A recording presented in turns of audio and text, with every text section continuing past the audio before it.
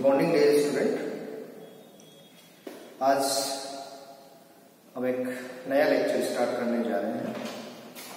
जैसा कि आपको पूर्ववर्ती कक्षाओं में मैंने आउटलाइन क्लासिफिकेशन ऑफ कोऑर्डिनेट्स हमने स्टार्ट किया था, उसी क्रम के अंदर हम आज आउटलाइन क्लासिफिकेशन ऑफ रेप्टाइल्स की बात करने वाले हैं इस लेक्चर में। Outline classification of class reptilia. आज जो हम पढ़ने जा रहे हैं वो हम बात करेंगे क्लास रेप्टिलिया के क्लासिफिकेशन की हम बात करने जा रहे हैं।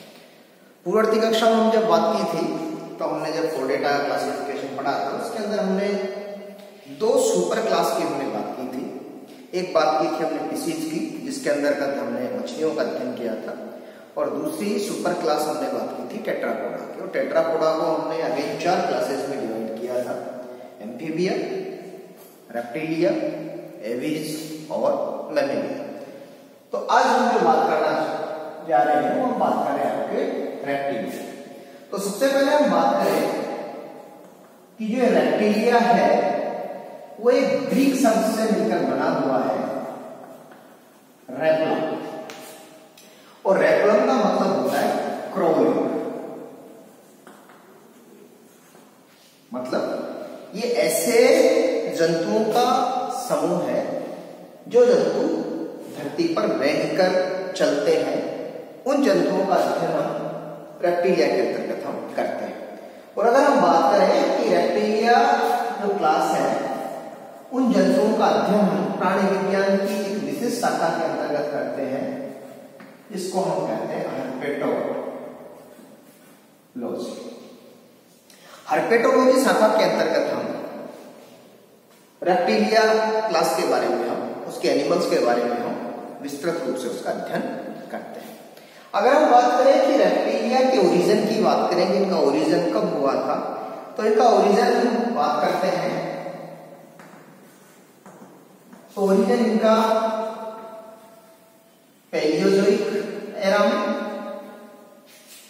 और ये अबंडेंट है, मोस्टली अबंडेंट है वो थे मीसोजोइक एरा। और इसी कारण इस मीसोजोइक एरा को हम क्या कहते हैं, गोल्डन एरा ऑफ रेप्टाइल्स भी हम इसको कहते हैं। तो आज हम बात कर रहे हैं आउटलाइन क्लासिफिकेशन की। तो हम कुछ बेसिक्स की बातें हमने रेप्टिलिया एनिमल्स के बारे में हमने बात की। तो रेप्टाइल्स जो है, इस क्लास को हम 5 सब क्लासेस के अंदर डिवाइड करते हैं। एनेप्सिडा,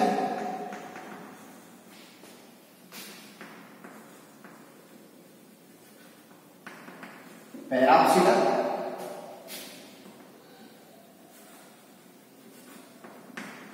सिनेप्सिडा,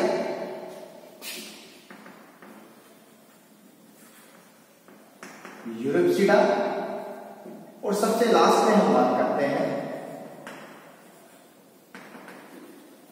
डायप्सिडा।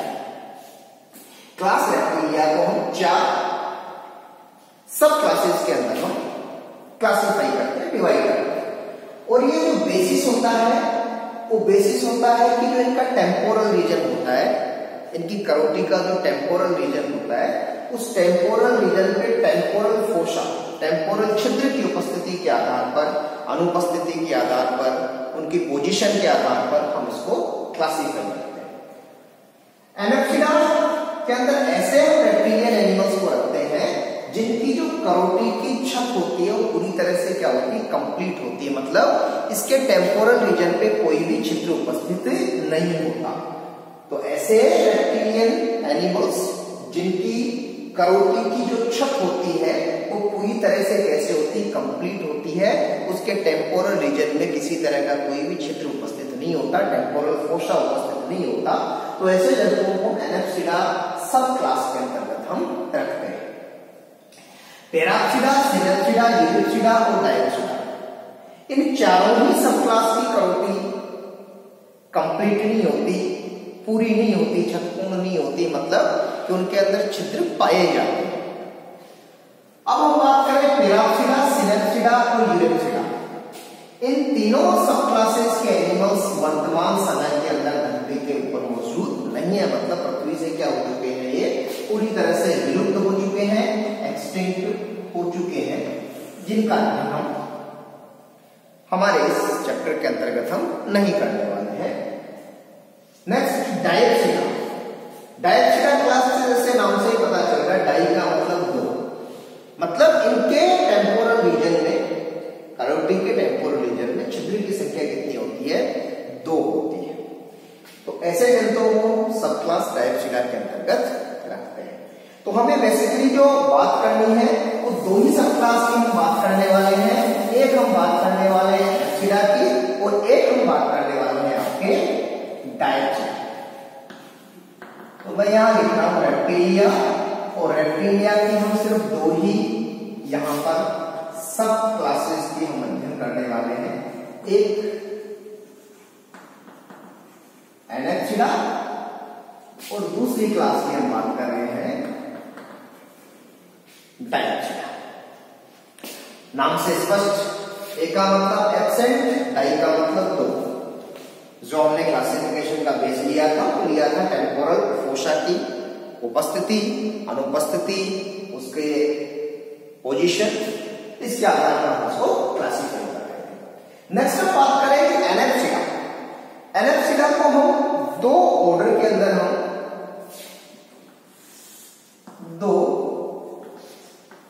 ऑर्डर के अंदर हम इसको क्लासिफाई करते हैं। नंबर फर्स्ट कोटाइलोसोरिया, और नंबर सेकंड हम बात करते हैं कीलोनिया। कोटाइलोसोरिया, इनको हम स्टेम रेप्टाइल्स भी कहते हैं, मतलब इनको हम प्रिमिटिव रेप्टाइल्स भी हम इनको कहते हैं।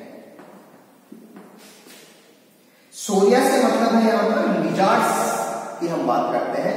तो ये ऐसे प्रिमिटिव रेप्टाइल्स थे जो कब मिलते थे, आपके पेलियोजोइक एरा के अंदर मिलते थे, या मीसोजोइक एरा का जो स्टार्टिंग पीरियड था, जिसको हम किस नाम से जानते हैं, ट्राइएसिक पीरियड, उस दौरान जो रेप्टाइल्स मिलते थे उनको हम क्या कहते थे, कोटाइलोसोरिया के नाम से हम जानते हैं। इन कोटाइलोसोरिया एनिमल्स के जो पांव थे वो छोटे होते थे, लेकिन जो इनका शरीर था वो शरीर क्या होता था, बड़ा होता था। तो इन जंतुओं को हम क्या कहते हैं, कोटाइलोसोरिया को कहते हैं। फॉर एग्जांपल्स की हम इसकी बात करें तो एग्जांपल स्टीगोसो,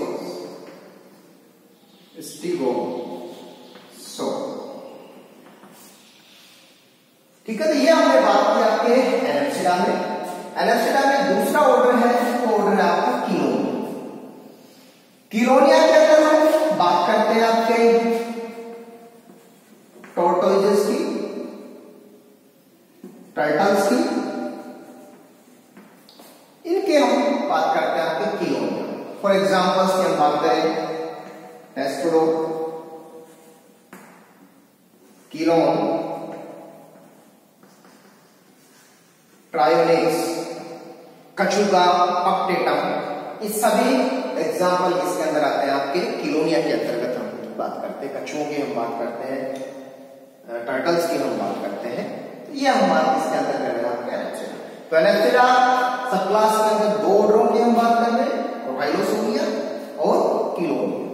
कोटाइलोसोरिया में हम ऐसे स्टेम रेप्टाइल्स, प्रिमिटिव रेप्टाइल्स की बात कर रहे हैं जो कब पाए जाते थे, पेलियोजोइक एरा के अंदर या मीसोजोइक एरा का फर्स्ट पीरियड, ट्राइएसिक पीरियड के दौरान ये पाए जाते थे।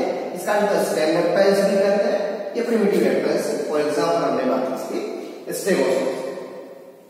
कीलोनिया में हमने बात की इसके अंदर टोर्टोइज की बात करते हैं, टर्टल्स की बात करते हैं। फॉर एग्जांपल टेस्टोडो जो आपके स्थल पे मिलता है, टेरेस्ट्रियल होता है, कीलोन, ट्रायोनिक्स जो मेराइन और आपके फ्रेश वाटर के अंदर पाए जाते हैं। तो ये हम एनेप्सिडा के बारे में बात करते हैं। नेक्स्ट हम बात करें आपके डायप्सिडा।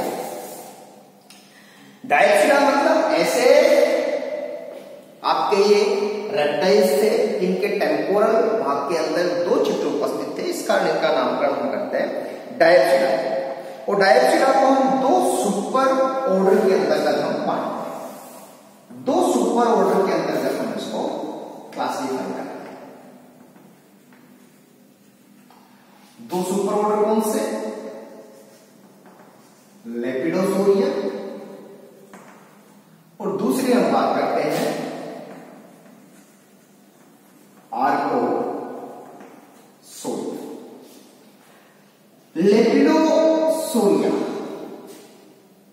लेपिडोसोरिया से मतलब है कि हम ऐसे रेप्टाइल्स की बात कर रहे हैं, ऐसी सोरिया का मतलब ऐसी छिपकलियों की हम बात कर रहे हैं, ऐसे लिजार्ड्स की बात कर रहे हैं जिन लिजार्ड्स की स्किन पर क्या मिलते थे? सल्फ मिलते थे, स्केल्स मिलते थे। ऐसे रेप्टाइल्स को हम किसके अंतर्गत रखते हैं? आपके लेपिडोसोरिया के अंतर्गत हम रखते हैं। तो मैं कह दूं कि लेपिडोसोरिया के अंतर्गत हम बात करते हैं स्केल लिजार्ड्स की हम बात करते हैं। लेपिडोसोरिया को अगेन दो ऑर्डर के अंतर्गत हम क्लासिफाई करते हैं। फर्स्ट ऑर्डर रिंको सिफेलिया, और दूसरा ऑर्डर हम बात करते हैं स्क्वायर मेटा। रिंको सिफेलिया, रिंको सिफेलिया में हम एक ही एग्जांपल्स की बात करते हैं, स्फिनोडोन पंक्टेटा, या इसको हम टुआटारा भी बोलते हैं। और ये कहां पाया जाता है? ये आपके न्यूजीलैंड के अंदर ये मिलता है। उसके बाद हम बात करें स्क्वेमेटा। स्क्वेमेटा ऑर्डर को हम अगेन दो सब ऑर्डर के अंतर्गत हम इसको बांटते हैं, दो सब ऑर्डर। एक हम बात करते हैं लेसर्टिलिया, और एक हम बात करते हैं ओफिलिया। लेसर्टिलिया में हम बात करते हैं आपके लिजार्ड्स की, और ओफिलिया के अंतर्गत हम किसकी बात करते हैं? आपके स्नेक्स की। और अगर हम बात करें कि वर्तमान में सबसे अधिक जीवित जो जातियां पाई जाती है वो स्क्वेमेटा गण के अंतर्गत लेसर्टिलिया और ओफिलिया के अंतर्गत ही पाई जाती है। अगर हम रेप्टाइल्स की बात करें कि रेप्टाइल्स में सबसे ज्यादा जीवित जातियां किन के अंदर पाई जाती है, तो स्क्वेमेटा गण के अंतर्गत आने वाले लेसर्टिलिया जिनके अंदर हम लिजार्ड्स का अध्ययन करते हैं, छिपकलियों का अध्ययन करते हैं, और ओफिलिया जिसके अंतर्गत हम किसकी बात करते हैं? स्नेक्स की बात हम करते हैं। यहां हमें एक दो चीजें और याद रख लेनी चाहिए कि लिजार्ड्स का जो अध्ययन करते हैं वो हम करते हैं सोरोलॉजी। सोरोलॉजी के अंतर्गत हम छिपकलियों का अध्ययन करते हैं, और जो स्नेक्स का अध्ययन करते हैं, स्नेक्स का अध्ययन हम करते हैं आपके सर्पेंटोलॉजी, सर्पेंटोलॉजी या ओफियोलॉजी। इसके अंतर्गत हम सर्पों का अध्ययन करते हैं। ये आपके चैप्टर दे रखा है, इसके अंतर्गत हम बाद में बात करेंगे। सांपों का अध्ययन हम करेंगे, सांपों के दंशन की प्रक्रिया कैसी होती है, उसका विष उपकरण कैसा होता है, विषैले व विषील सांपों के अंतर्गत हम कैसी पहचान कर सकते हैं, वो सब आपके किसी नेक्स्ट वीडियो लेक्चर में हम बात करेंगे। तो ये हमने बात की आपके लेपिडोसोरिया, जिनको हमने स्केल लिजार्ड कहा था। इस सुपर ऑर्डर को हमने दो ऑर्डर के अंदर क्लासिफाई किया था, रिंकोसिफेलिया, और रिंकोसिफेलिया का एकमात्र जो प्रतिनिधि जंतु होता है वो स्फिनोडोन पंक्टेटम, जिसको हम टुआटारा कहते हैं, ये न्यूजीलैंड के अंदर पाया जाता है। दूसरा ऑर्डर स्क्वेमेटा, स्क्वेमेटा के अंतर्गत हमने दो सब ऑर्डर की बात की है, लेसर्टिलिया जिसके अंतर्गत हम लिजार्ड्स की बात करते हैं, आपकी जैसे कि घरेलू छिपकली है, ठीक है। इसके अलावा जो आपकी छिपकली है इसको ड्रेको हम कहते हैं, फ्राइनोसोमा हो गया इसको हॉर्न टोड कहते हैं, ये सभी जितने भी आपकी छिपकलियां लिजार्ड्स सबका अध्ययन हम स्लेशर्टिलिया के अंतर्गत करते हैं। और छिपकलियों के अध्ययन की जो शाखा होती है उसको हम स्वरोलॉजी के नाम से जानते हैं। उसी तरह ओफिडिया के अंतर्गत हम जितने भी स्नेक्स आपके नाजा हना, आपके बुंगेरस करेत है ना, आपके रिक्स जोहनी, टाइस म्यूकोसिस, पाइथन, रेटिकुलरस पाइथन, मोलरस, जितने भी स्नेक्स हैं उन सभी स्नेक्स का अध्ययन हम इस ओफिडा सब ऑर्डर के अंतर्गत करते हैं। और स्नेक्स का अध्ययन ओफियोलॉजी या सर्पेंटोलॉजी शाखा के अंतर्गत हम करते हैं। नेक्स्ट हम बात करते हैं आपके दूसरा जो आपका सुपर ऑर्डर है, वो दूसरा सुपर ऑर्डर है आपका आर्थ्रोसोरिया। और इस आर्थ्रोसोरिया को हम दो भागों के अंदर वापस क्लासिफाई करते हैं, बांटते हैं। एक हम बात करते हैं क्रोकोडिलिया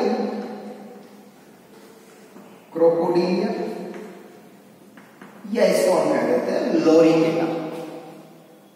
और दूसरे के अंदर हम बात करते हैं आपके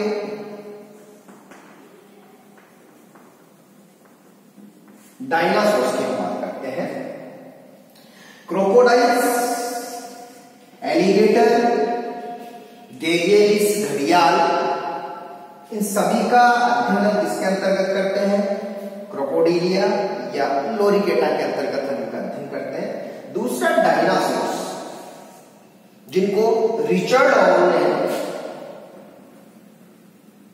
बीएससी पार्ट फर्स्ट ईयर में आपके डायनासोर के बारे में विस्तृत रूप से अध्ययन किया है।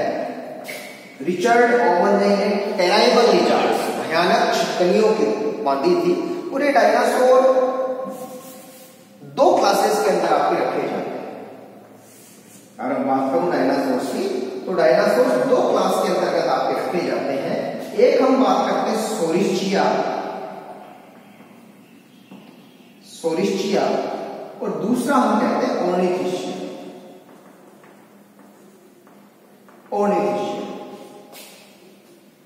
सोरिस्चिया दो शब्दों से मिलकर बना हुआ है। सोरस मतलब छिपकलियां और इस्चियोन मतलब हिप जॉइंट। तो मतलब ये ऐसे डायनासोर हैं जिनका जो हिप जॉइंट है वो कैसा होता है? वो रेप्टाइल्स टाइप का होता है। मैं इसको कह दूं रेप्टाइल्स हिप्ड डायनासोर। और इसी तरह अगर ऑर्निथिशिया की बात करूं तो ऑर्निथिशिया भी मतलब बर्ड्स और इश्योर मतलब हिप जॉइंट्स। मतलब ये कौन से हैं आपके? Birds hip. और मैं इसमें कहूं इस सोरिशिया के अंदर ऐसे डायनासोर सम्मिलित किए जाते थे जो कैसे होते थे? कार्निवोरस होते थे, मांसाहारी होते थे। और ऑर्निथिशिया जिनको हम बिग डायनासोर भी कहते हैं, चंचुमान डायनासोर भी कहते हैं, चोंच युक्त डायनासोर भी कहते हैं, ये कैसे होते थे? आपके हर्बीवोरस होते थे, शाकाहारी होते थे। आगे अगर मैं सोरिशिया के कुछ एग्जाम्पल की बात करूं तो जैसे टायरोसोरस, इसमें रखा जाता था आपके सोरिशिया के अंदर स्वभाव से कैसा होता था? कार्निवोरस होता था, मांसाहारी होता था। ऑर्निथिशिया में जितने भी शाकाहारी डायनासोर थे वो सभी किसमें आते थे? आपके ऑर्निथिशिया के अंतर्गत आते थे। ठीक है, तो आज के लेक्चर में बस इतना ही हम बात करने वाले हैं कि रेप्टिलिया का आउटलाइन क्लासिफिकेशन, कि रेप्टिलिया को किन किन भागों के अंदर किन किन क्लासेस में बांट रहे हैं, किन किन सुपर ऑर्डर्स में बांट रहे हैं और उनके अंदर कौन कौन से एनिमल सम्मिलित किए जाते हैं। आपके बीएससी पार्ट थर्ड ईयर के अनुसार इसके अंतर्गत हमें जो चीज पढ़नी है वो एक इसी से संबंधित हम पढ़ेंगे यहाँ पे कि सांपों से संबंधित हमने पढ़ा है, जिससे पूर्ववर्ती भी मैंने बात की है।